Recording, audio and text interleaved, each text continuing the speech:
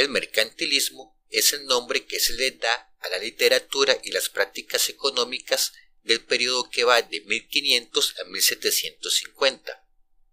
Aunque hubo literatura mercantilista en todas las economías en desarrollo de Europa Occidental, fueron los ingleses y los franceses los que hicieron las aportaciones más significativas.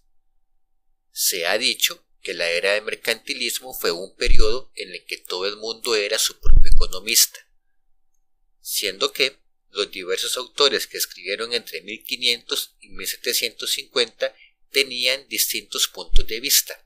Es difícil hacer generalizaciones sobre la literatura resultante.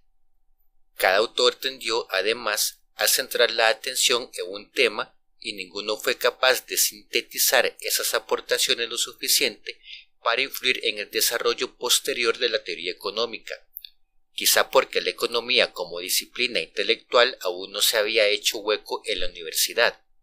Era estudiada principalmente por hombres de negocios que escribían panfletos sobre los problemas económicos que les preocupaban. Edward Selden es el primer autor en emplear sistemáticamente la expresión balanza comercial. Sin embargo, la obra de Thomas Moon, llamada El Tesoro de Inglaterra por el Comercio Internacional, es la obra clásica de la literatura mercantilista. Moon afirmó en el título de su libro que el Tesoro de Inglaterra era fruto del comercio exterior. Los mercantilistas se basaban en el supuesto de que la riqueza total del mundo era fija. Basándose en ese mismo supuesto, los escolásticos habían afirmado que cuando los individuos comerciaban, el beneficio que obtenía uno de ellos era necesariamente una pérdida para otro. Los mercantilistas aplicaron ese razonamiento al comercio entre naciones y llegaron a la conclusión de que la riqueza y el poder económico de una nación aumentaban a expensas de otras, por lo que pusieron el énfasis en el comercio internacional como medio para aumentar la riqueza y el poder de una nación, y especialmente en la balanza comercial entre las naciones.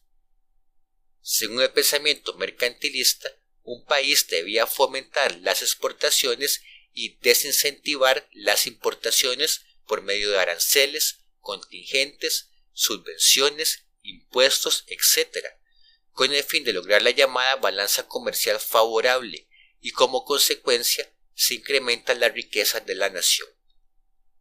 La producción debía estimularse por medio de la intervención gubernamental en la economía y de la regulación del comercio exterior.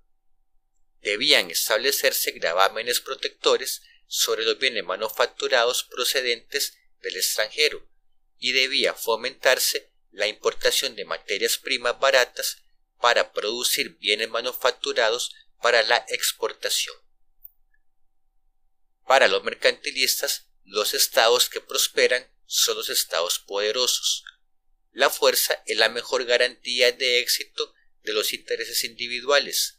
El comercio exterior solo prospera cuando la armada de la corona protege al mercader y cuando, eventualmente, la expansión colonial y la guerra abren nuevos mercados.